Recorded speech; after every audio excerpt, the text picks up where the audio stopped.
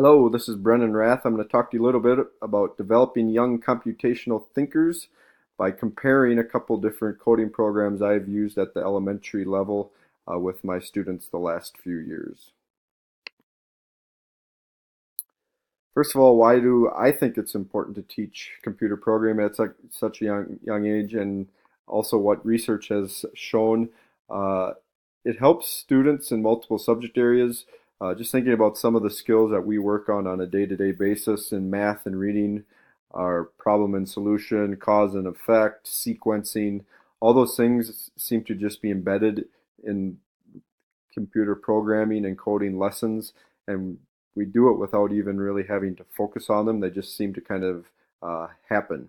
The other part I like is the perseverance. Program can be challenging, especially at first, and it forces students to make mistakes, and as a result, they learn from those mistakes. And of course, that is a great life lesson for all students in all different subject areas. First site I want to talk about is code.org. Code.org is a free website thanks to sponsors like Microsoft, Google, and Facebook.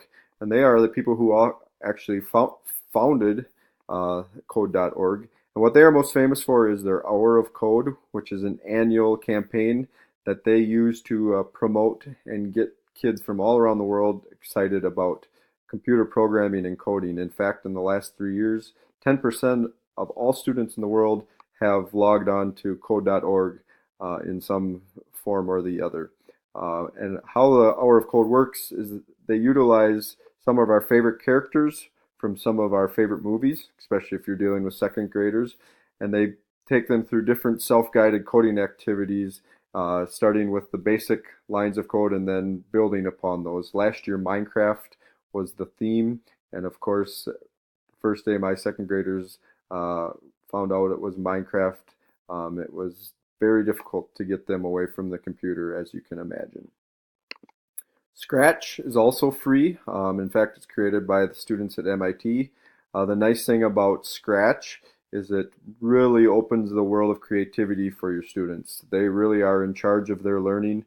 Code.org uses more lines of code that you have to use to solve problems, where Scratch, they're able to really use the lines of code however they want to really program their own stories, games, and different animations.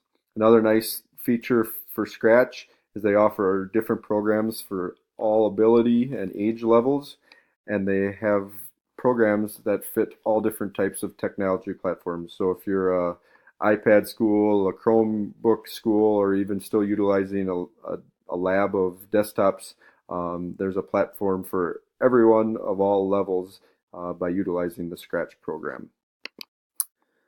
I hope you enjoyed it. If you want more information, here are my links that I used. Hopefully this gets you thinking a little bit more about how you can maybe install some coding activities into your classroom. Thanks.